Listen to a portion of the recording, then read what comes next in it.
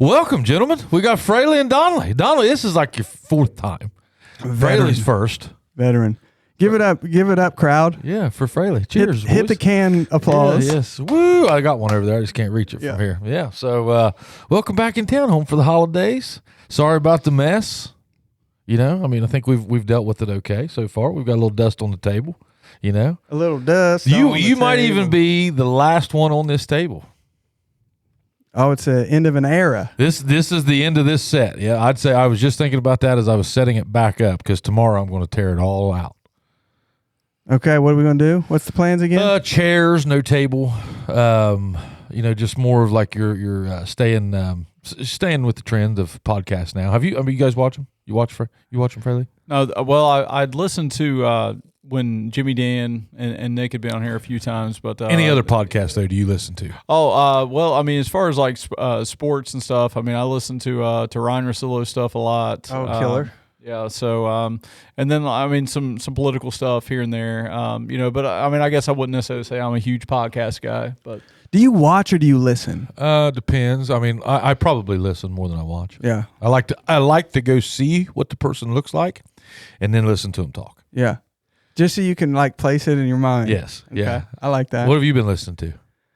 Oh, what have I been listening to? I do like the American history retold sometimes. I'll do that. Like I just learned audio about books or pods. Pods. That's a pod. Pods, namely.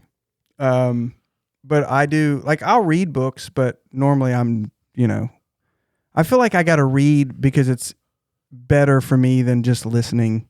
Like I feel like it's a lost art a little bit, and I've never been good at it. I'm like horrible. Literally the slowest reader probably ever. But if I can get past like 20 pages and get in a groove, I really, really like it. But it's such a struggle for me to get going and stay there. I doubt that you're the slowest reader, probably in this group, because when going back to high school days and whatnot. Everybody took their ACTs and all that, and it was, that was a big thing. Yeah. I scored high on every area except reading and it wasn't because I, didn't do well in the questions that I answered. It was just I ran out of time, and I ended up scoring at 16 on the reading part of it, but I was in the high 20s and everything else. And I'm just like, hey, I just ran out of time, but, it is what it is. I'm probably the worst. I have to read everything 3 or 4 times. What do we chalk that up to? Is it that we're bad readers, or do we have like forever chemicals in us, or do we have bad genes, or is it like I'm not real sure. I don't think that we were held accountable enough in reading years ago. Like we did not have to read that much. And so you think it was the powers that be that failed us? No, I think it was like it takes a lot of practice. Like if the people that read and study the best always have read a lot. Like Casey Chamberlain, he was my college roommate. He was in med school, and I mean, dude, these guys, they're crushing like chapters upon chapters every night. And it was like, dude, how do you do that? Like I'd still be like, I could probably get maybe 4 pages. And you think we started at the same, and they are the ones that were able to continue doing it? I don't know, man. Well, I think they always read. Like Casey always read. He stayed, even like whenever we were probably like 12, he probably was reading a book. Do you know why I think that he always read? Because it came easy to him. Could be. And I think my cousin Clint he's a brilliant dude. You've talked to Clint Charrington, and my dad was his teacher in the 8th grade, and he always said like Clint might be maybe the smartest of all of them. And he read those Harry Potters since he was little. No kidding. But it's not that I didn't want to read the Harry Potters. You just couldn't. I just couldn't. And I was like, you know what? Squirrel, basketball, shoot it in the hoop. That's where I was. I feel like I have the attention span of a gnat. Exactly. Why? I don't know. I guess that's what I'm saying. I don't have the answer, but I don't think it's the people that are like, your parents or the teachers saying you need to try harder or convince you to read more. I think we just gravitated to the thing that like gave us some joy. And I really think reading would have given me a lot of joy. I just wasn't good at it. And it took a lot of effort for me to take it in. Hey, my kid right now is in kindergarten, and he's got, what I would say is probably the best kindergarten teacher in America. And shout out to what's her name? Sherry Baldridge. Sherry Baldridge. Shout out. Probably the top kindergarten teacher in America. And my wife's kindergarten teacher. I can't give it all to her. Yeah, I don't know, man. Hey, she's pretty good. But shout out to all kindergarten teachers, by the way. I mean, it's amazing what they have to do. But she always tells her kids, like reading is just like anything else. It's a skill, and it's more. The more you practice, the better you are at it. That's my philosophy. So I think that going to what we were discussing there, I think that the people that are regularly doing that and practice, literally practicing it, I mean, they're going to be a little better at it. Yeah. Now, I also am not. I mean, obviously you're proof. But I mean, I'm obviously not going to get into the thinking aspect of what reading does, because obviously you're a big thinker. I think I'm a pretty big thinker. I'm not a big thinker. I'll just put that out there. I don't know. Most of my friends are big thinkers. But I mean, you're obviously creative. I mean, I live in thought a lot. Yeah. So I don't think that I'm I don't think that I'm. I know that I'm not very intelligent, but I do spend a lot of time in thought. So I process things. Yeah.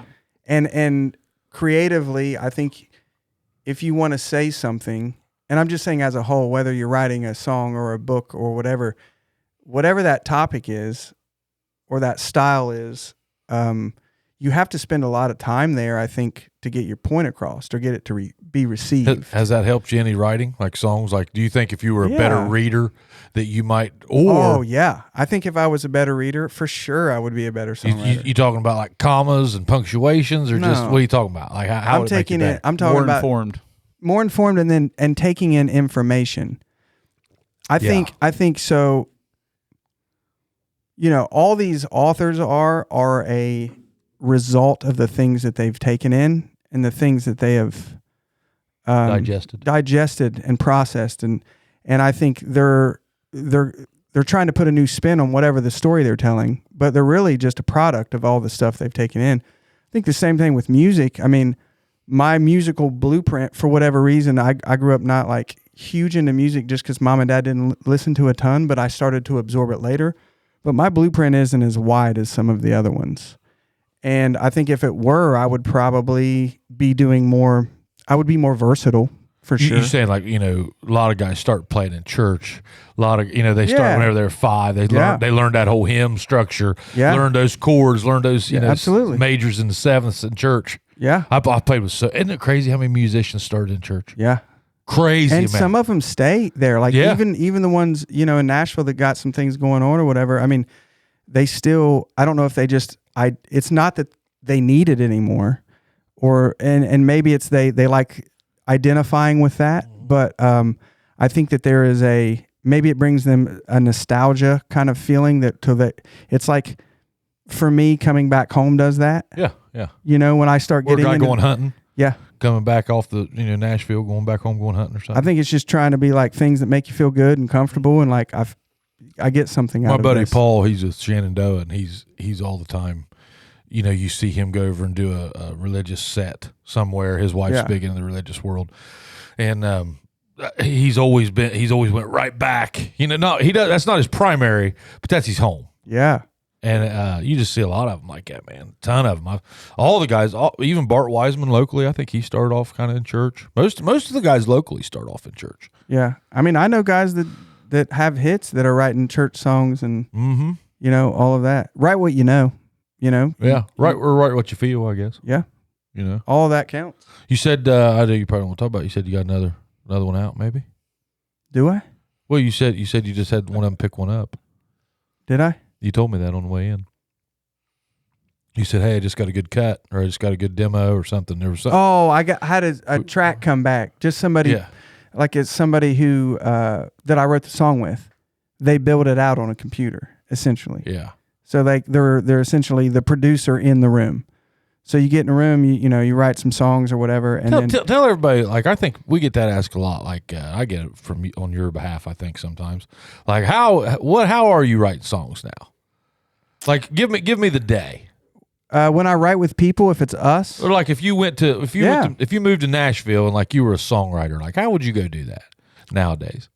My job when I'm set up to write with other writers. Is I show up at 11 o'clock. I already have some coffee. I have an idea. An idea meaning of like a song title or a song theme. Song title, a groove. Billy's gonna get drunk today. Type, type stuff. So it's not just you're coming in and like, hey, let's write a song. Like you already kind of have an idea of like what we're all doing. We're all there. The goal is to write a song, right? Yeah. And then typically we are strategically put together from our publishers. So say what I do, I'm either a top liner, I'm a lyricist, whatever. Every once in a while, maybe I'll sing, but very rarely. And then there'll be somebody else who's either the artist, somebody who's going to be the vessel of the song, who's trying to write for their album. And then you have somebody that's in the room building the song out, producing the song, sitting at a computer. A lot of pressure. I mean, it can be. Sometimes there's none. Sometimes you walk in and you just feel good and you're like, I know this idea is good and this is going to be a good day, and creative temperaments line up, and then you walk out and you got a good song and it's really fun. That's best. Where's your beats and your music coming from? Is there like the producer? There's an assigned guy to that task though? Just one guy. He builds the whole song usually. So you guys are looking at him, you're writing down the lyrics. I mean, let's just say you're sitting around thumbing in G. Okay, or you're in B minor or whatever. He'll hear tempo and like time signature. Okay. And we'll everybody kind of knows, like, there's really only a few ways to write songs. You know what I mean? Yeah. At least in commercial. Yeah. Country music, like, if you're going we know if something's like halftime, and if it's a sad song, we know, like, usually happy ideas are written to major notes. So you stay in like 4 or 5 notes that are major notes, and we all know how they go. Yep. And then, you have this idea. We figure out, a lot of times you'll figure out how the hook falls. Like the hardest part is once you have the idea, finding the thought right before it that makes the song like the reason we're listening to it. It's the hook. Yeah. And a lot of times you don't have that when you go in, but you'd like to. Most of the time you want to be like, this is the title, this is how we get to the hook, and that's the money line right before it. And then you kind of write backwards a little bit. Like, where you're headed, and you kind of get there. Give me an example. Give me an example of a hook, and then bringing it home. So you'll go into a room and you'll say, okay. Hey, everybody. I want to talk to you about one of our special friends and friend of the program, Geiger Brothers Construction. Man, those guys have been with us since the start.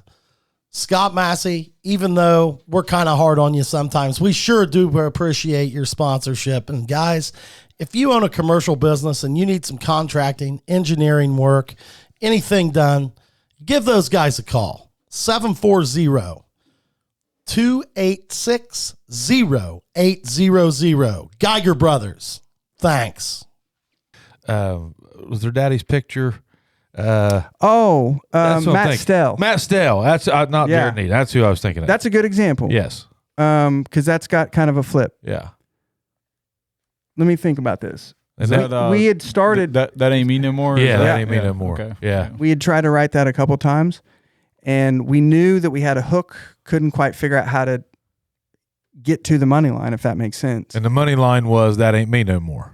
Right. We essentially said, I've changed a lot. In the verses, we set it up like, I don't drink as much anymore. I call my buddies back when they met. Like, I'm turning a new leaf. Yep. That ain't me no more. Like, all that shit. And then you get to the chorus, and it's essentially 2 people that are happily together, and you're referring to, and you don't know this until the hook, but you're referring to the ex's new man. And like, she's holding somebody tight, and that ain't me no more. Yeah. I can't even exactly remember the lyric all the way. That same line, as long as it has a couple different, that ain't me no more. But that ain't me no more either. Yeah. Yeah. So that was, it's just a country heartbreak song, and then it's all a great song. Thank you. And we figured out a way to flip it, and and it worked. Yeah. Ironically, with that song, I mean, I don't know how far back that was written. I mean, I'm probably like 2 to 3 years, something like that. But I text Nick probably 4 or 5 months ago that just like the last few times that I had gone and sat down to eat at a restaurant locally in Southern Ohio with my daughter, you've got songs that are just playing or whatever, and it just so happened it was like 3 consecutive times in restaurants in Southern Ohio that song got played. It did, yeah. We was hearing it. I mean, it was cool. Yeah, I don't know what happened. Like the only place in America that got that song all the time. Yeah. I heard it. Like, I mean, it was That's lovely. out. I love it. Yeah, and you just wonder. I mean, maybe the stars just weren't lined up for that one. How many of those songs just go that are great songs that just get Countless.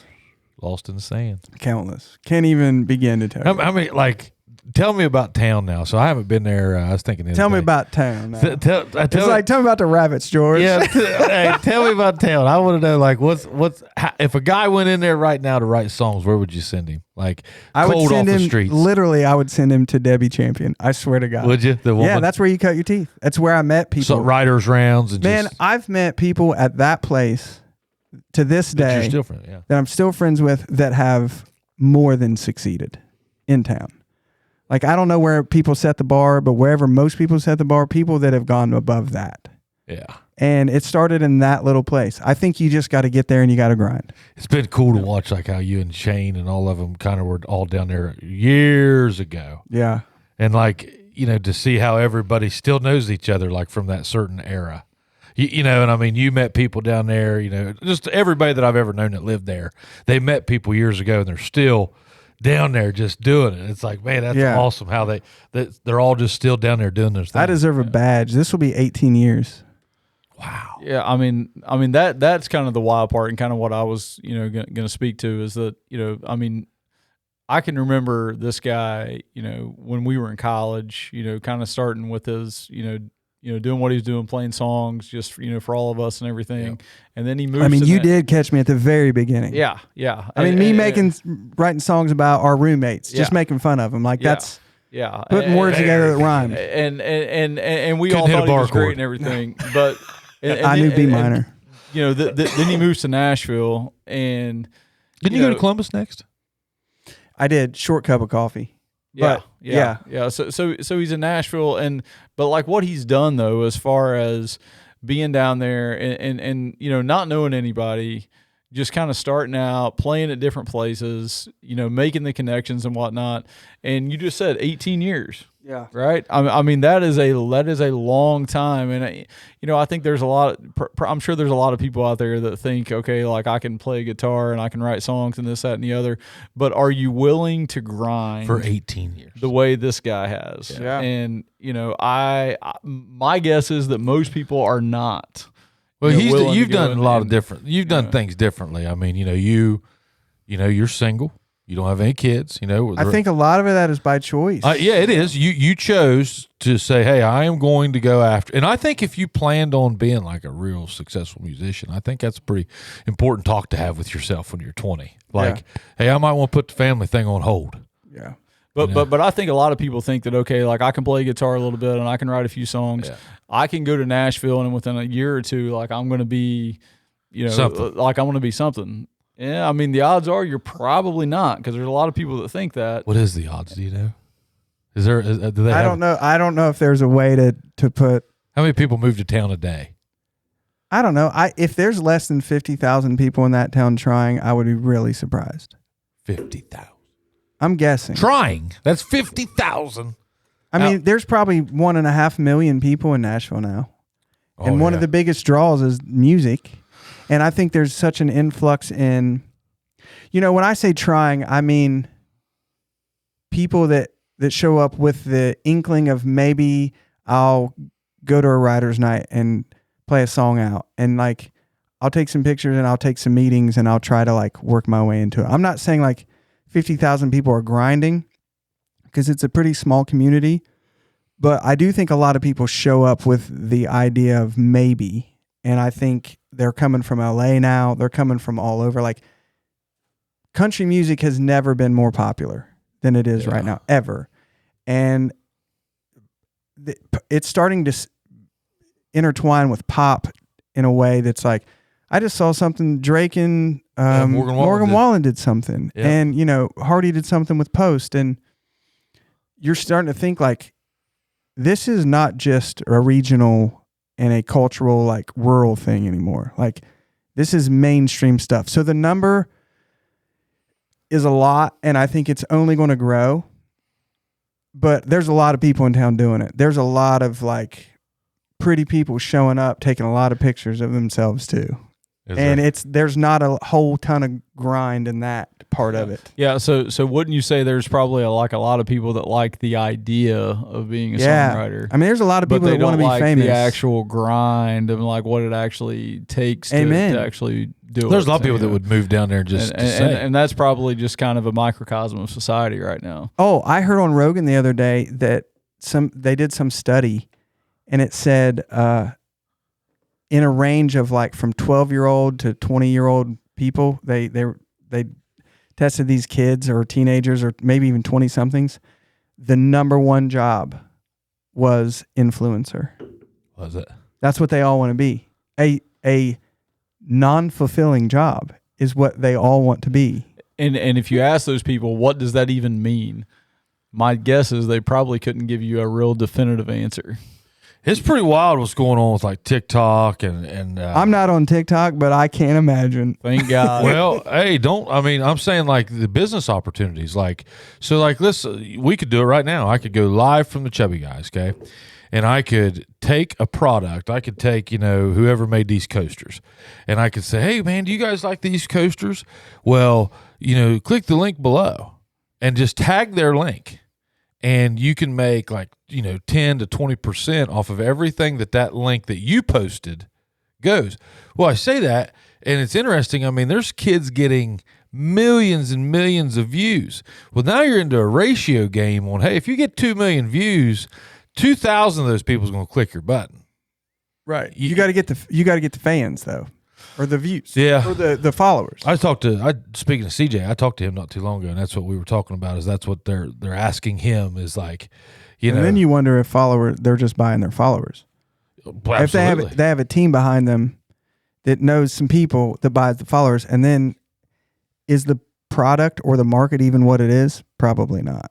Yeah, you just wonder on followers, you take somebody with 6 million followers. How many bots do you think that is? And think about how many people, real people, that are scrolling on TikTok. Generally young. I disagree. I think it's all older. TikTok? Both. I think it's everybody. I think it's both for sure. There's definitely. Obviously, this is very just kind of opinion. Yeah, opinion based. But from what I see, obviously it's a big thing with young people, but there's a lot of older folks as well that I know that are on there. Our buddy at the show before you guys, Fab D's one of our sponsors. Shout out Fab D. Fab D. But they're Shane, one of their guys, was on here last week, and they've basically got a whole building now designated. They just picked up 2 more big buildings like this, and one of those buildings is designed strictly for their TikTok sales, their lives, all that stuff. I mean, that's how much it's generating. Back to my original thought. Okay, so demographically, let's say it's everybody. Do we give a little too much credit to what we consider a view? I feel like that only helps TikTok by saying how many views there are. And I also think that the people that are viewing on average. And once again, I need to say I don't have TikTok. So I'm just trying to make a point about how quick things go and how much time and are people processing this product? Did it really stick with them? Because it's like the Vine culture, which was like, I remember when they were like, they're 7-second videos or they're 9-second videos.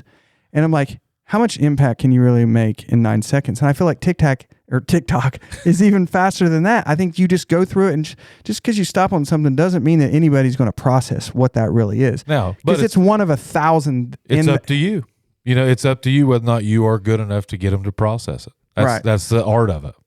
Yeah, and I guess as the person who's promoting the thing, how much stock do you put in views?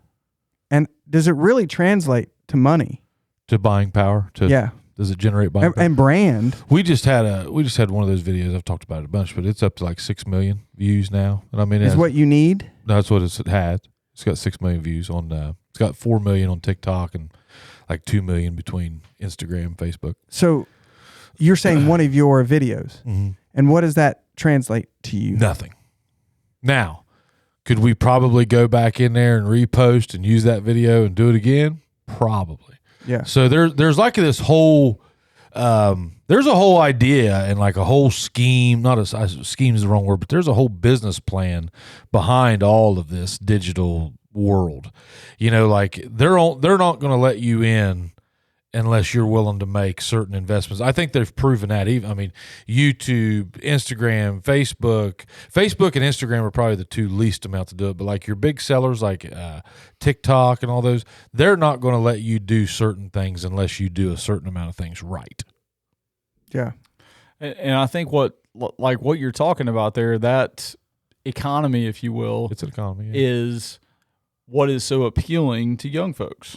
So, And but just the idea that, you know, you can do something that is contrarian to, you know, what we probably think of as work, which is, you know, you go to a job site, you know, whether that's manual labor, whether that's an office or what have you, and you're sitting there for 8 to 10, 12 hours, you know, you can just sit here in an environment like this and you can do things. And, you know, you just put out literally like a few seconds or minutes of work, and you upload it to something, and then that can somehow generate, you know, millions of views and generate, Which could, you know, yeah, absolutely. It's just a dice roll. Yeah, so it's almost, you know, it's almost like playing the lottery in a sense, but like I just think that's appealing to young people, and I think that's why you see just so many of them just kind of addicted to this idea of it. But do you think? Okay, so you're an educator, right? Yes. So could you be an influencing educator? Like if a young kid wanted to be a teacher online and do it all, like I think that there's also a misconception of the word influencer. Because let's say that young kid wants to be an educator online and wants to, you know, either YouTube shorts, you know, I'm just giving you right now stuff. And then also have a school that they do that you could enroll in. They could technically still call themselves an influencer, right? Well, you could, but like you had 1 million followers on TikTok, and then you had 1,000 enrollees in your online school. There's no doubt that if you first developed a following, as far as, you know, doing whatever you're talking about, whether that's doing video games, whatever, but you get a bunch of followers, and then you decide that, okay, I'm going to go and I'm going to open up an online school or do something to that effect. There's more and more of a demand for online schooling and things of that nature. You're seeing more and more folks that are more parents that are wanting to have educational options for their children. And you know, and a lot of it comes to, you know, things that they perceive to be going on in public schools as far as beliefs. Yeah. You know, politics. Yeah, exactly. Yeah. Those sort of things being pushed on kids. You know, in addition to, you know, what they say is bullying, which, you know, that's kind of a buzzword, you know, for anybody that's been in, you know, in education, especially in administration. Yeah, there's definitely demand for that. And I mean, I could just, you know, speak with my experience in public education. We have more and more kids now that are doing online schooling or that are being homeschooled, or, you know, basically taking options that are non-public school options. We're seeing that more and more than we ever have. But do you think that still falls in the category of influencer? I wouldn't think necessarily that per se. Would you give the professor? I'm talking the basketball professor. Okay, have you guys been watching him any? He's still doing it. And one. Yeah, okay? yeah. I remember. Would you call him an influencer? I would say no, but his value is that of an influencer. So what's an influencer? An influencer is someone that only peddles products or pushes products. So give me an example of an influencer. Emeril Lagasse? No, because he had a skill. Okay. He did something. Out. Okay. He's no, out. I'm just saying, I'm going to paint the picture of a influencer. No, give me an influencer is somebody who early on did a certain video that got some numbers. So whether they danced or they played a guitar or Jake Paul. Jake Paul would be an influencer. Jake Paul's an influencer because I think he went to that's a different dude. Talking about Disney or the once again, I feel like I'm talking out of school, but as far as what I think an influencer is, it's somebody that only peddles products without an actual job, performance or gift or thing that they're performance review or accountability. They literally have numbers of views, and the product, the company reaches out to that person and says, buys their views. Will you please show my skincare product? And then the influencer puts the skincare product on because she's been paid. And she says, this skincare product looks good. It's just like being on TV on a very small scale. She's peddling the product, but she's not bringing anything to society other than the product. She's a vehicle to get the product to the people. Yeah, but she doesn't have to do anything. And I'm saying she, it could be he, doesn't have to do anything to merit that other than they have views. And how you get the views, that's up to you. It's kind of up to you. Yeah. So you guys are saying that the influencer part, that's how they want to do it. I'm thinking that they just want to be famous. Famous. They just want to be famous. And they think it looks cool. Like I get to go to the beach and take a picture. Yeah. And I look good. And then also give me the free stay at the resort. Yeah. And then give me the nutritional products. If you sell one product, are you now an influencer? You're part of the ecosystem, I think. Yeah. I mean, I almost think that's worse though, because if you start to have just even a marginal level of success, they think that, okay, this is a way to make it. And I think it's just like, a lot of different professions that the success stories are kind of what you hear about. So yeah, of all the people that are trying to do this, there might be, 3 to 5% that are actually making a little bit of money at it. But it goes back to him in his 18 years. Exactly. Are you willing to? Exactly. So of all the people that want to go to Nashville and be songwriters, probably 95 to 97% of them are actually falling and going back home and doing something else. If not 99. If not more, if not more than that. So, so you talk about, these people being influencers and whatnot. Kind of the same type deal. Yeah. Like, people. You willing to do it you willing to take 18 years worth of selfies trying to grow your audience? Exactly. Yeah. Exactly. And sometimes it just happens organically because the internet's weird, man. And sometimes it just works. And we don't know why things work the way they work on the internet. It goes viral because that shit went viral, and then it goes viral. And you're like, how did that happen? Whenever I was watching that video, this is the second one that we've had that's got into millions or a couple millions, And it's so, every time that happens, it's so neat to watch for me. Okay. And I think Chad would share the same sentiment, but whenever you watch something and every 10 minutes, it goes up 100,000 views, you can watch it. You just wonder who's sharing that shit. Like all of a sudden. Yeah. And it's like, why now? Yeah. It's like, there's 6,000-7,000 people in my town, and this thing in an hour just saw it flash in front of 100,000 people. How? Yeah. How did that happen? Now like YouTube and stuff, you get the shorts, but like on our YouTube views, I think the most podcast watch is like 6,000 or 7,000. Maybe the powers to be are just keeping us busy, and they're like, you know what? Have a little bit of that. Right you into any of those conspiracy theories? I'm into all of those motherfuckers. Let's get out the weed. Oh my goodness. Just finished up with one of our favorite stops after football. McDonald's. That's right. Thank you, Brad and Sarah Munn, and all of our local McDonald's restaurants for being great sponsors here at the Chubbies. Chubbies, I still want to know how many points you got. I've got more of them tonight. Go to McDonald's. Help out Brad and Sarah Munn. They sure help out our communities. Thanks, Brad and Sarah. What's your best conspiracy theorist?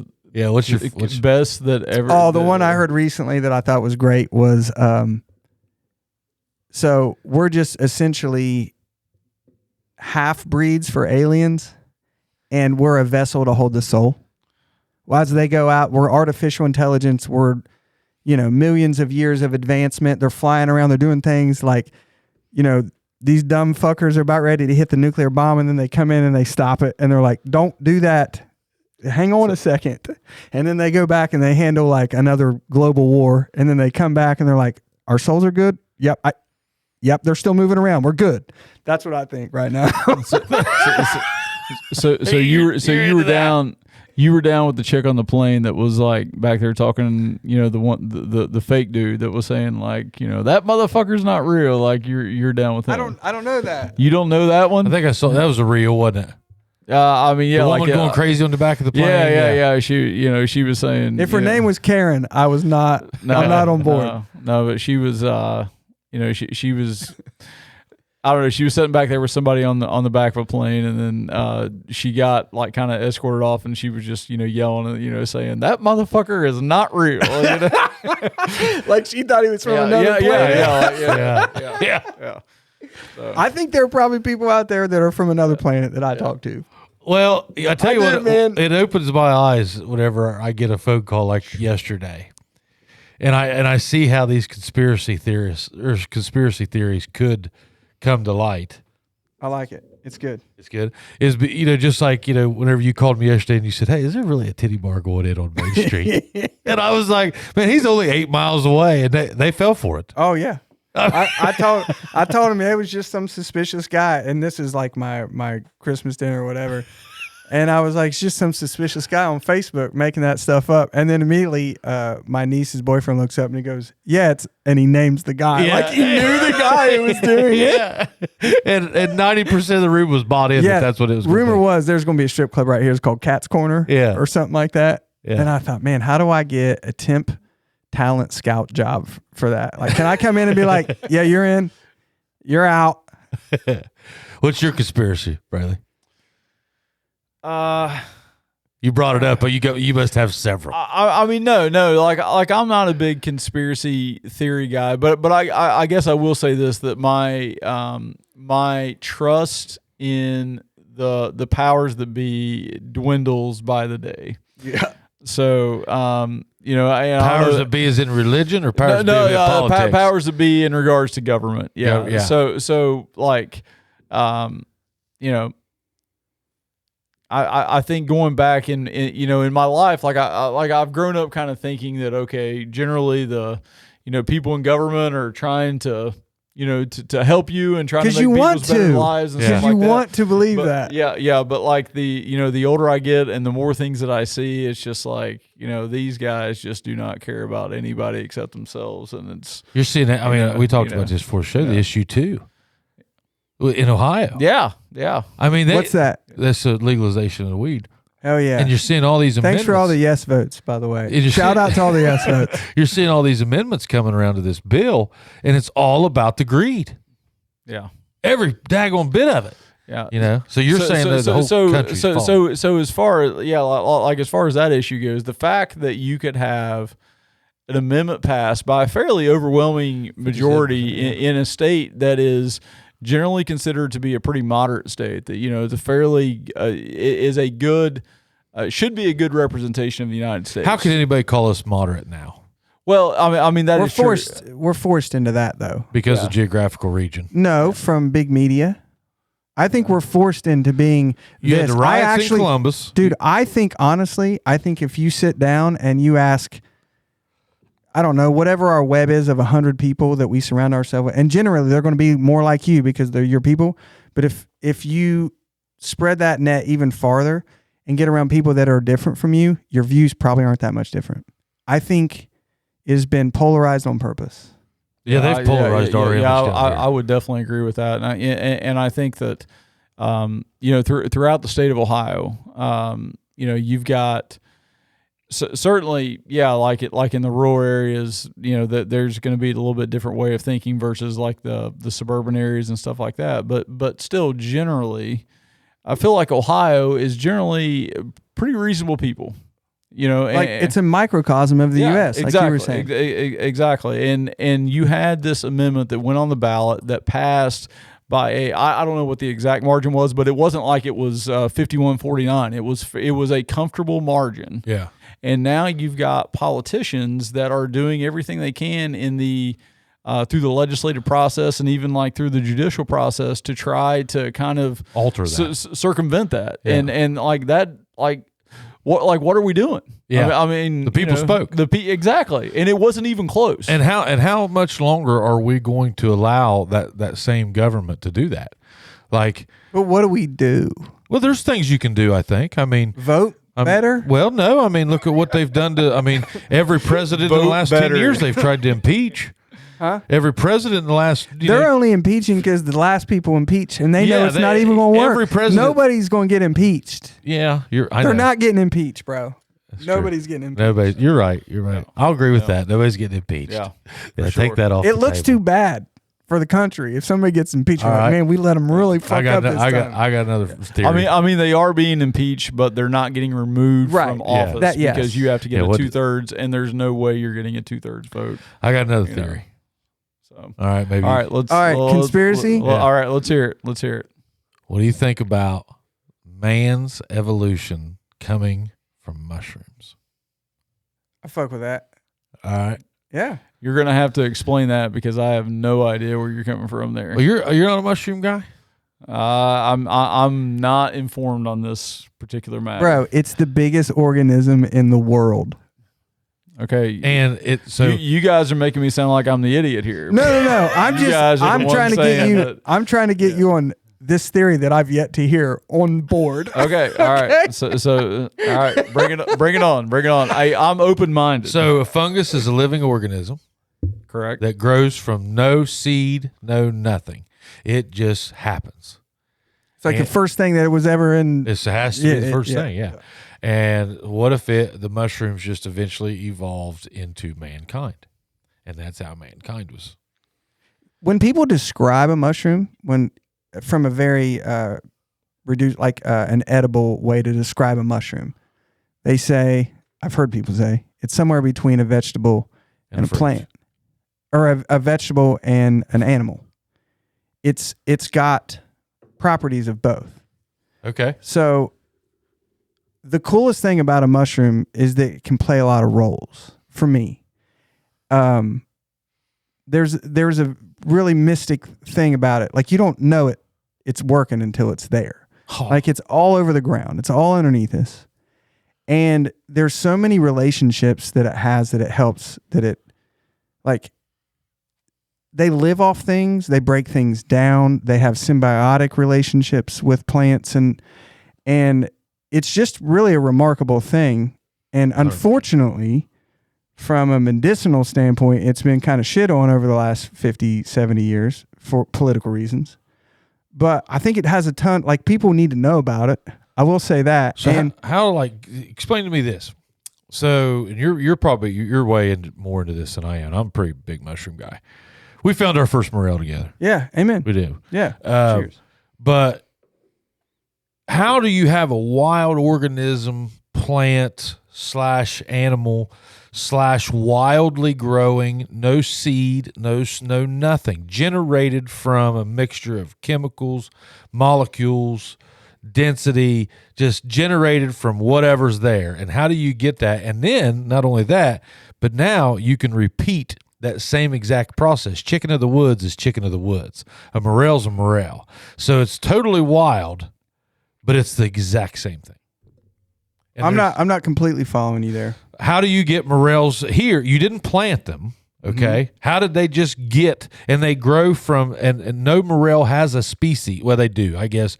That's the part where I guess we probably need to dive into. Morels do have species. There's like over 5 million genus of mushrooms, and they keep finding them. Yes. Like, they're everywhere. But what makes that total trait of that mushroom the same? Because they don't really know, do they? Like, what is the chicken of the woods? What is a morel? Oh. So, and then how does it become duplicated and nobody even knows what it is, and there's no planting process, no nothing? I can't answer that, but I could say... The government. To help you. The government. Yeah, that's good stuff. I don't have an answer. Fairly coming out. But you're saying it's government. It is different than, say, like corn or an oak tree that grows here that is maybe a little different over there. There's different breeds of, or types of oak trees, but I guess an oak tree in California is the same as an oak tree here. So what would, and I'm just throwing shit at the wall. No, it's not. Like. Oak trees calls the germination process. Germination, and but mushrooms aren't germinated, are they? No, they have spores though, and spores in the billions, maybe even trillions. They go everywhere. Look at this. Okay. I'm gonna show this to you, and I don't know if people can see it, but this No, one, no one like can see picture it. of the year. That's like millions of spores at night coming off a mushroom, Okay. and that's how they germinate. They Text that go to me. miles. They go miles. I'll put it on the screen. Um, Miles. So like whenever you say spores like that, billions that of them. billions of air molecules just They're little seeds, and they just land where they land, Okay. and then they so I didn't know they that. pop up and So they basically they are seeding then. yeah. But they're seeding via And some spores. are like receivers, some are give, some take over organisms. They literally it's called a rusula, and they call it a lobster mushroom. But rusulas you don't eat. Generally they're not ones that you eat until this one other mushroom literally climbs all over it, takes it over. It's a parasite. And it turns it into a different mushroom. Like literally, they cover it up and then you can eat it, but you can't eat it until the other mushroom says, "Hey, we're going into this process as far." Yeah, and it just breaks it down enough to where all of a sudden it tastes good to us. What were those ones you grew that time on that log? Lion's mane Okay. and oysters, and it was fun, dude. You can get them in a bag. For anybody listening, if you want oysters, you can get them. They're everywhere now. They're so available. Yeah. Plastic bag. They got sawdust. They have mycelium, which is the stuff, the roots of the mushroom. Okay. They're in there already. All they need to do is be activated. So you cut it open, and when you cut that plastic bag open, you get air, and then you just fire some water on it, like once a day Yeah, from a spray bottle. Boom. You have Oysters. mushrooms. They pop out. Cut them off. You eat them. Great. Yeah. Really cool. Let's talk about some of the local mushrooms. So like, and I know you and I during COVID, we took a deep dive into these things. I thought for me it was a deep dive. Obviously, you've got the morels. Okay. Spring. Morels have no beneficial treatment other than a full belly that we know of. I mean, I'm sure there's nutritional value to that. Well, nutritional value. It's not known for There's it. nothing psychedelic or nothing like treatment wise that it's going to Maybe nutrient wise, I would imagine, but it's known culinarily as the most delicious mushroom. Yes. I mean, like chefs will go out of their way to find that mushroom during the season, and they will put it in dishes, and they charge you a lot for it too. I mean, it's a really great mushroom. Hard to find. You can't duplicate them yet. They haven't figured out how to do those yet. Yeah. So they have a lot of value. Delicious. Now, lion's mane. Awesome. I have found it. You have found it. I would say that it is a. I think I call it a fruity texture. Do you? Probably not. What do you call it?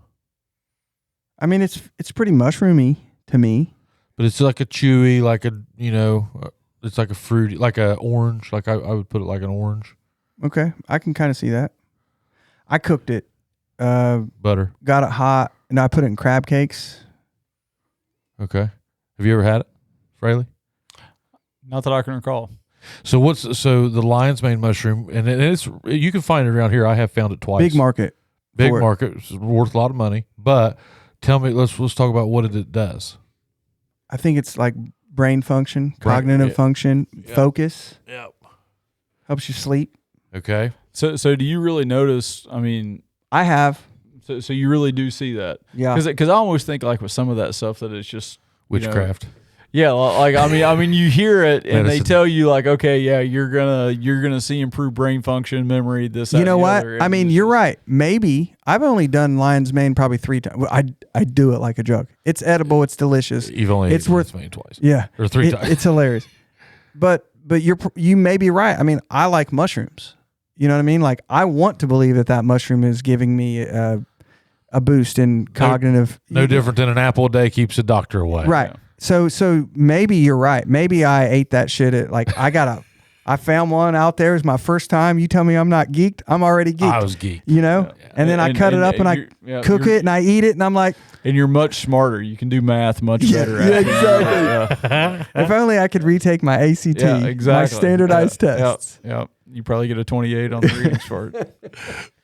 So yeah, I mean, maybe it's not. Maybe it is a little bit of fluff, but I like to believe it. It makes sense to me. It's not grown by the government, and I go out and find Definitely it. got that in its favor. You know, and I think any food that you have to work for is going to be the most nutritional food that you can find. Like if you even think about that in a grocery chain scenario, the food that's easy to package and the food that's got the processed stuff and they put it on a shelf and it can sit there for a while and it doesn't require like, we got to get this from point A to point B quickly or else it's going to perish. That shit ain't good for you. The food food is going to perish. Right, but the food that perishes quicker and requires more effort to find or to grow or to transport is going to be better for you because there's more. It's harder to do that. It takes more money. Yeah. And I think about that with mushrooms. It's like if I'm going out and getting this, I don't know how much different it is than me harvesting my own white-tailed deer. Like I had to go get it. It's easier to kill a deer than it is to find lion's mane mushroom.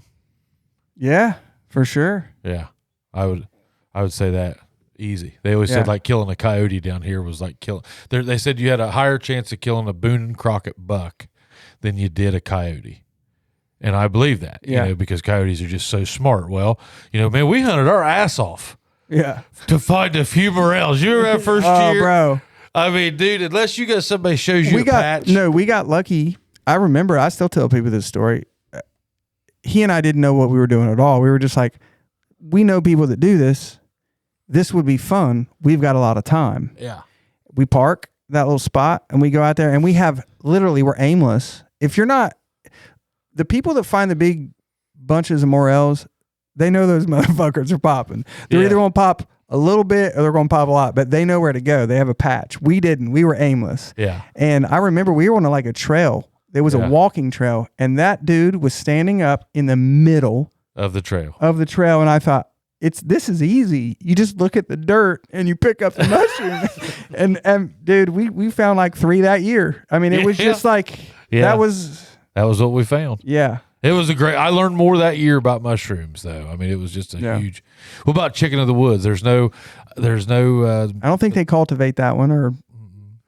It tastes just like chicken. You ever had it? You've had it. Yeah. I mean, it's good. I don't want to eat too much. Yeah. I've done it in a few ways. I've done it where I fry it and I turn it into chicken nuggets. Uh-huh. It's awesome. Awesome. And then this last time I put it in like a pasta. So I cooked it with garlic and white wine. And then I reduced it. So I pulled them out and then I cooked pasta with like arugula and lemon and a little bit of cheese. Uh-huh. And then I stirred it in the pasta. So I had this mushroom pasta with like lemon and arugula, and it was fire. Like it was one of the best things I made. And I made that I was on a run through the woods in Nashville, and I got to the end of my run and I looked down and I saw this big bright bloom. And I was like, that can't be anything else, right? Like I knew enough to know that has to be chicken, but it was too early for chicken. Was it like, orange or white? It was orange and it was beautiful and it was coming up. So it was sweet and it was ready to go. Like it wasn't dead at all. Perfect. Yeah. So I ran back down to my car and I got my phone out and I was like, in the Southeast, chicken of the wood season. And it's 2 months different than it is here. And I didn't know it. So I went back up and I just took my knife up there and I cut off all the good pieces and put it in a bag. And I went home and cooked it and it was the best one. You left the rest? I left the rest. I'm learning that. What'd you do to keep did you cut off the white? I cut off.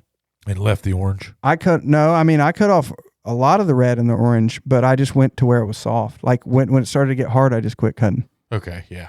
And this is what's crazy. There was 2 people running that trail. They stopped. I heard the guy go, "Do you care if I go down there and ask a few questions?" So him and this girl come down and he's like, "What's going on?" I was like, he said, "What'd you find?" I said, "Dinner." And then I was like putting it in the bag and he was like, "Oh, that's cool." And then later I ran into that girl. She was coming back with a knife. No, on a different trail. And she goes, "Were you the mushroom guy?" Because I had a burlap sack on my back as I'm running through the woods. And I was like, "Yeah, I am." And she goes, "Hey, I remember you. I told my friend about that. And he went back and got the rest of that mushroom." And I was like, "Did he take the whole thing?" And she was like, "Yeah." And I was like, that had to be not very good because I got all the good pieces of it. He ate the hard stuff. And I feel like an ass. There was one, and the reason I say all this is because I posted something on Reddit once because I got this big chicken of the woods, and I took the whole thing because I thought this is like showing my buddy it's like a the turkey. big deer. It is. You know what I mean? It's like I killed a big deer, and I went back and I framed that shit. I set it up on like the ledge of my hallway, and I took a picture where the light was good and it was glowing. It was fucking huge, you know? And this girl replied back, "There's literally no reason to take the whole mushroom." And I was like, all right, noted. I won't do that anymore. And I'm glad she said that. Well, if you gave it away, I mean, I fed the fam. You know what I mean? Tyler Cheriton, he got a big one time. He got a monster. It's fun, man. And he brought me some, and we tried to switch back and forth. Whenever I got a bunch of big ones, you can freeze that stuff. Yeah. I mean, boy, if you eat a lot of it, it'll tear you up. You know, you might want to sleep in a different room than your wife.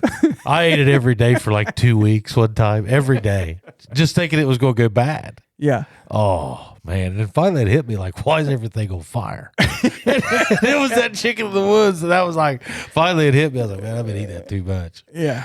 It does have a shelf life. It does, yeah. What's some other ones here? We got chicken in the woods, lion's mane. We got turkey feather. Turkey tail. Turkey tail, yeah. Yeah. I'm not super familiar with I turkey haven't tail. either. I've heard that it's not great. What else is there? There's chanterelles. Chanterelles. Now, they have medicinal, right? They're supposed to treat cancer-causing agents. Could. I know they're decent to eat, and I've heard that they're good for you. I've heard they're decent in soup. Like, I see that. Yeah, I've never had. The ones I had were like sour. Man, they were bad. Probably just old, bitter. maybe. They're bitter. Bitter, yeah. Yeah, I don't know. I wish I could speak. I know some of my cousins get into them. Yeah. I found a few patches, but they're very so small that like even a handful, like my whole batch might have not have given me flavor. Yeah. So like, I just don't know a spot yet. Ones I had were the size of that can. Like, I mean, not awesome. that big, but they were big. Like, and it was like eating ravioli or something. What color? You know, They were like a grayish yellow, like just a. yellow's great. Yellow, red. I mean, anything that's got that much color that you can eat from. They're supposed to be I'm in. medicinal. I mean, people around here could like those. Yeah. What about you found them those years? I don't know if you found them since. I have black trumpets. I've never found them. Yes, you did. You found one that day that we found the morel. You introduced me to the black trumpet. Oh, did I? Yep, you found one that day. They're not black chanterelles. They're of that same genus, but you can't eat them. Spring. And you can't eat them either. Yeah, the ones that we found weren't. And they look like cones. They're kind of silly looking. Yeah, or a rose. They're almost like rubbery. Yeah. When you touch them. My buddy found some. I think they were just called white death caps in his yard. Well, I thought it was Amanita muscarius. It can be. I mean, very similar. One of those can kill you. But it was right in the right process that this thing was going to be, like, it was mistakable. Okay, and I was almost mistaken. You mean you were going to put something with gills like that in your mouth? I was going to try it, and because it's just like the one. If it's white, you don't eat it. It wasn't white. It was in the middle of being like gold tops with white little specks on it. Yeah, you don't eat that one. Yeah, I figured that out. Yeah. I probably was that close to taking about 4 huge death caps. I didn't mean to.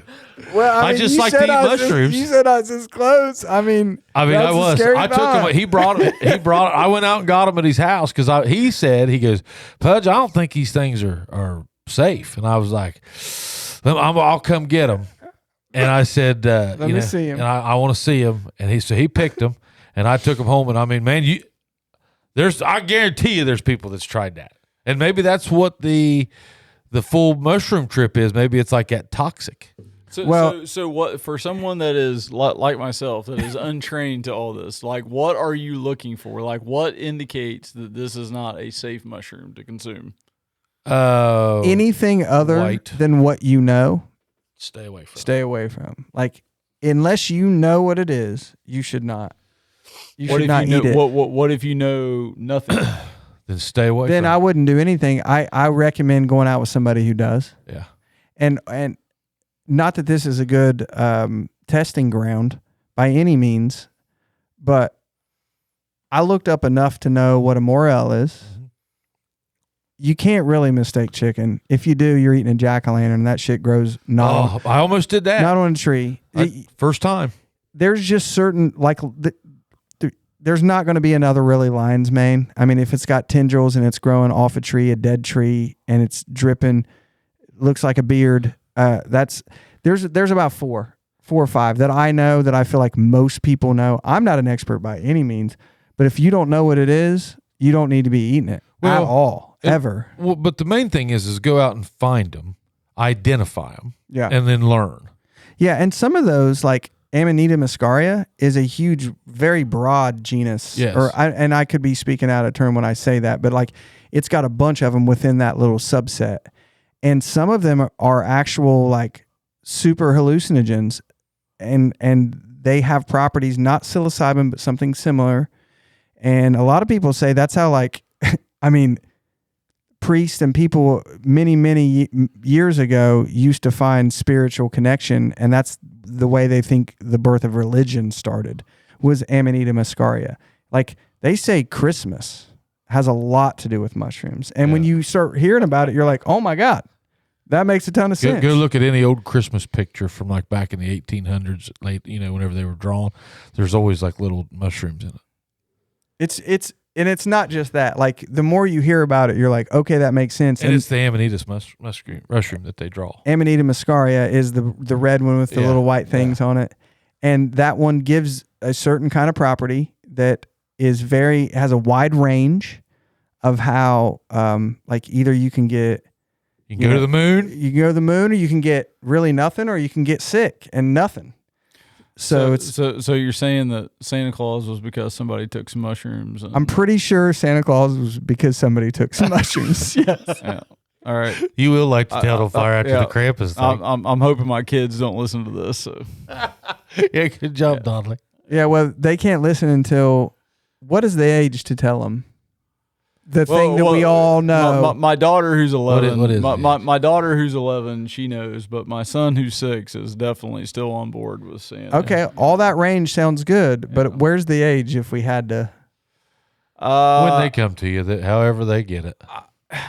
I feel like when you get to double figures, when you get to 10, like we got to rip the Band-Aid off. It's kind of, I guess, where I would. I was 5. I was 9, and I was not happy with the situation. I wasn't either at 5. I wasn't either. Yeah, 5's a little different. I was 9. I had a kid kind of half making fun of me on a bus on the way home. Somebody told me at church. Yeah, at church. Yeah, so that's actually the best place. Like, I actually think that probably can't believe in one. Like school is probably where a lot of it ends for kids, because I mean you'll even see it like second grade, which is about like 7 years old ish. Yeah, and you hear a lot about kids coming down and saying such and such told me Santa's not real. Yeah, it's you gotta deal with that. But you gotta figure. That's just that's a parenting thing. I walked home, so I was on the school bus, and Jeremy Llewellyn, he said, Santa Claus is your dad or whatever. And I'm like, nah. He's what not. A way to break it down. Whatever he said. I was like, nah, I don't think so. Santa's your daddy. And I was like, I'm pretty sure it's not. And he was like, no, it is. I mean, they're the ones definitely putting those presents there. And I'm like, man, I don't know. And I was just like, my mom wouldn't lie to me. So I get off the bus and I just... But Buck would. Buck might have. And so I get up there and I get home from school and I throw my, my knapsack down or whatever. And Mom's like, what's up? And I was like, Santa real? And she's like, yeah. And, I'm 9. And my buddy just made fun of me in the 4th grade. And I'm like, you sure? And she was like, yeah, he's real. And I said, I want to know if Santa comes down that chimney and puts presents down right there. And she was like, well, she was like, what they all say, the spirit of Santa is real or whatever. Yeah. And I was like, you've been lying to me. I mean, I don't think there's anything wrong with embracing the original folklore of the whole Christmas tradition. Where does it stop? Yeah, I mean, man, I mean, see, where does this stop? I mean, I think it's a power move by the parents. They just want to be like, you better act good, that elf up there. Well, not fan's gonna look at you. Man, I mean, yeah, You better act good. Hey, that elf is powerful. I know. That elf is very powerful. isn't it? I mean, the elf wasn't a thing when I was a kid, but Yeah. I mean, my kids both. I mean, and my son, like, he doesn't respect anything, but he respects that elf, though. Yeah. I mean, he really does. He wants shit. I mean, Santa was our elf. Santa's not gonna bring anything if naughty or nice, bro. You got one. You pick one. I was always good with my daughter that. And I had all the kids convince us, like, because I was an elementary principal, so like I always told them that like Santa called the principals, you know, right before like the last day before we went to break, and I had like basically I had all the kids convinced that I gave a report to Santa on every kid in the building. Yeah. You know, so Power. so that's definitely some power. I mean, you know, so they believe that, and you know, I'm standing by that to this day. We had Dennis Reinhardt on a couple of weeks ago, and he was he was our old teacher, my old teacher, and he was just talking about how the Santa Claus, you know, back in the day. Think about this, you know, we're into these conspiracy theories or whatever. Say 200 years ago, 500 years ago, whenever this origin all started. That's how much I know. Nothing. But can you imagine we're sitting around, no internet, no iPads, no iPhones, no golf, no football, no nothing, just chopping wood, killing squirrels. Peckers, an ear pecker. That's it. And that's it. And can you imagine the morality lessons that parents were having to try to instill every day through just regular teachings and stuff? So, I mean, I'm sure that was this huge story, you know, back 200-300 years ago about, I mean, you know, and how you should be good. Yeah. And it probably started in September. Yeah. You know, or we're going to knit you one pair of socks. Yeah. You know, I mean, or do you want that lump of coal? Yeah. You know, so I mean, we still do that for the American consumer. Look, dude, there's Christmas music in middle October now. yeah, this feels very Christmassy right now. It feels very fast. Fast? Is it because we're getting older? I almost feel like that. I mean, I said this to my kids. Like Thanksgiving almost became like it's not even a holiday anymore because you get like everybody kind of does all their decorations and stuff for Halloween, and then as soon as Halloween's over, you start seeing Christmas stuff. Yeah, yeah. Like there's no Thanksgiving's just Well, they do gone. fall now. Yeah. They just do fall. They don't do Halloween. It seems as much as they do. Yeah, but fall. that's just for like Pottery Barn. Christmas, everybody gets Christmas. They're like, September. buy shit for people. Buy shit for your people. And if you don't buy shit, You don't love them. you don't love them. Yeah. Christmas, buy stuff. Man, the American consumer right now, we've been talking about a lot on the pod, man. It's just the American consumers, it's different. It's a target, but it's all. I think we're getting smarter. And the reason I say that is because I think people are buying. I think people are looking more for, and I only say this because of like ticket sales and stuff, but people are looking for experience. And they're willing to go pay $1,000 or whatever to see Taylor Swift, or I'm sure it was more than that. But people pay a lot of money to go places, to stay in a hotel, to see what Nashville's like, to go to a beach. Like they want to go see stuff, and I think there's less people going to the mall and spending $500 at fill in the blank mall store and buying sweaters when you can go like see things. And I don't know if it's because of, it could be the internet. It could be us being like, yeah, they see that it's I want to available. see, I want to see that. Yeah, I want to see things. I want to Yeah. see stuff. I'm that way. I want to see things. Yeah, experience. Yeah, I'm all about experience. Yeah. I know I've told Nick this. I mean, we've done this for 6-7 years now.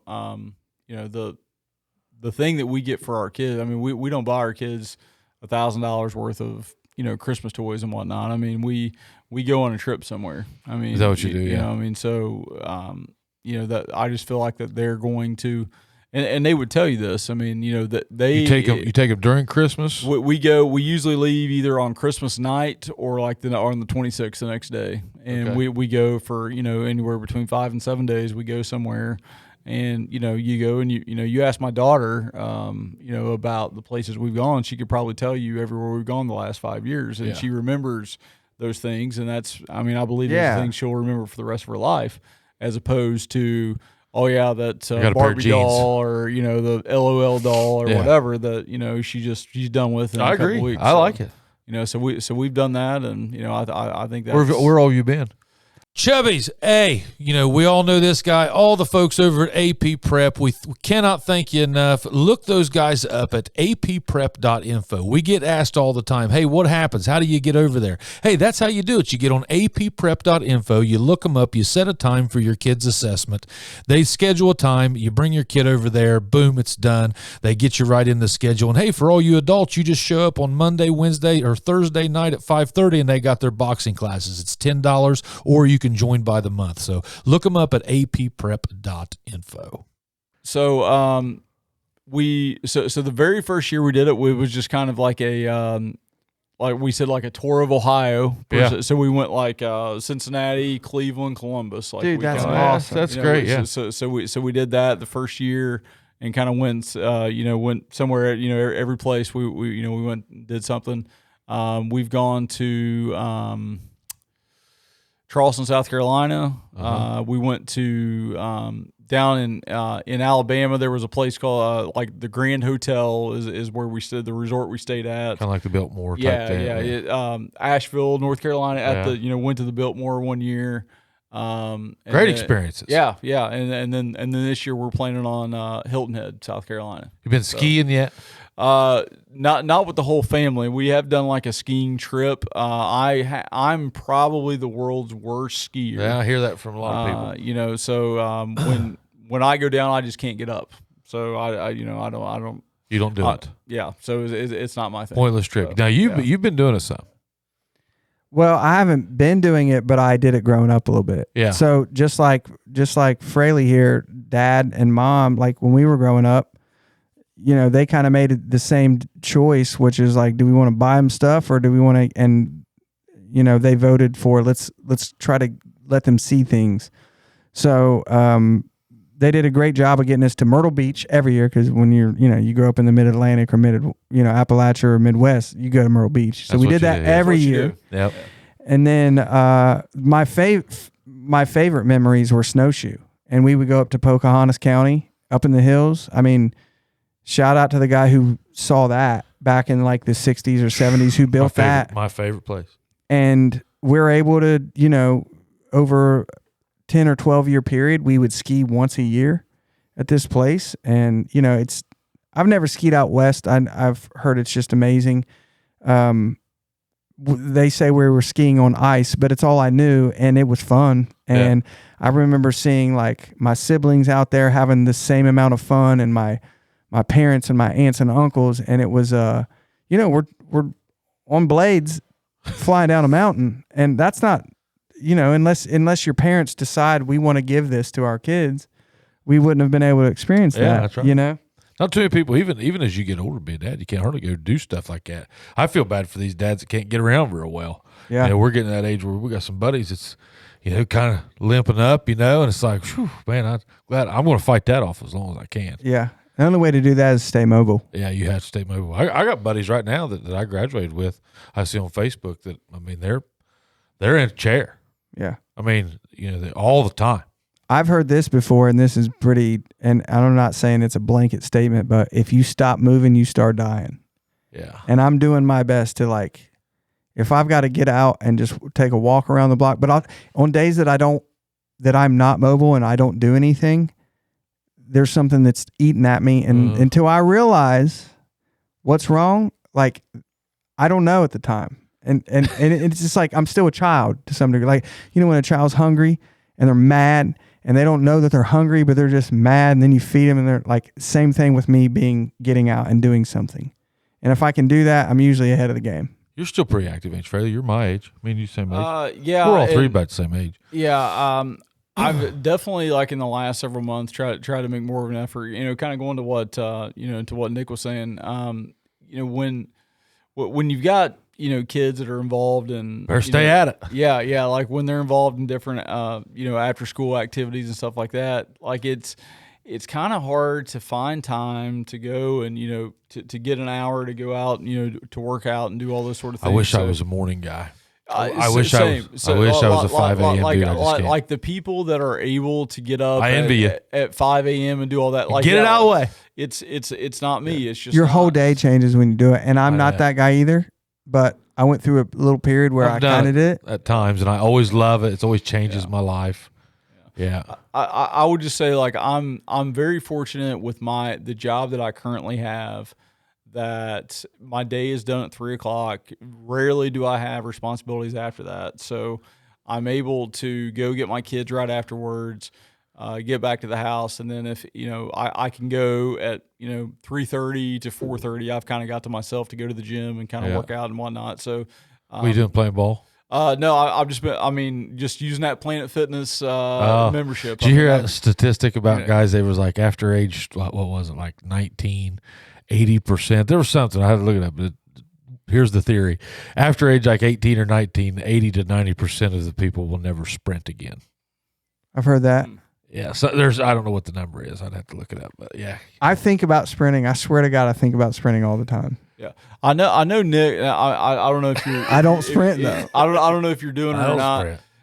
There was definitely a time a few years ago that I know you were still kind of actively playing basketball. For me, I mean, I'm 42 years old. I had a scare probably 3 or 4 years ago when I was playing. I was 37, 38 years old playing against a bunch of 22 and 23-year-olds. And heart rate? No, it wasn't that. It was I thought I tore my Achilles. Now, it ended up not being that. It was just my plantar fascia. I ended up stretching it really bad. I ended up having to be in a boot for about a month or so. But like, why? Were you just not stretched out? No, it was just one of those. It was literally. So I'm playing in this little summer league game or whatever, and it's jump ball. Like there was the ball went up, block. Guy tipped it. I'm going towards the ball, and I hear something in the bottom of my foot pop, and I'm like, oh, that's not good. But like I kept playing for like at least for a few minutes anyway. I ended up coming out of the game, getting sore, kind of going over, and like they had a trainer on site, and he was asking me just kind of how it felt. And like at the time, like it didn't really, like I felt like I could go. So I ended up playing. I played the whole game, and then I ended up going home, and about 2 hours later, the whole bottom of my foot is purple. And I'm like, oh my God. It sucks getting old, don't it? Yeah. So I ended up going like to an urgent care. They told me, so they said, sir, you got a purple foot. Yeah. Nothing we can do for you. Yeah. Pay us. And they did tell me, though, I didn't tear my Achilles, which is what I had thought. But they said, like you've probably really stretched, like they thought maybe I had torn like this plantar fascia, but it wasn't. Ended up just like I strained it really bad, but they put me in a boot. They told me I had to wear it for like a month. I ended up wearing it for about 2 weeks. But anyway, that right there was like basically like, look, you're almost 40 years old. Chill. You do not need to be playing basketball. I don't know. Let me ask you this, though. Let me ask you this.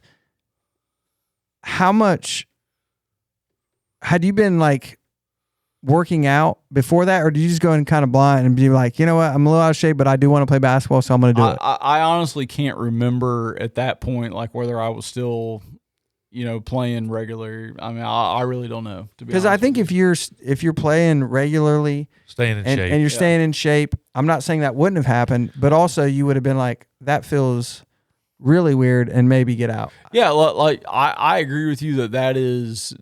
Like for sure, like if you kind of got your body in shape and everything, like there's no doubt that in my mind that if I wanted to really commit to playing basketball on a regular basis and getting out there, like that still even as a 42, you could bring it back. That I could still get out there and at least like be competitive against people in their 20s. However, that being said, it's a heck of a lot easier. Like I know if I go to the gym. If I go to Planet Fitness and I just lift weights and get on the treadmill 3 days a week, like I'm not going to get hurt. I'm not going to tear my ACL and or whatever. So it's just, I guess the fact that I got a family and everything, like I don't want to have to worry about tearing my Achilles or getting a torn ACL or whatever. That's why I say yoga.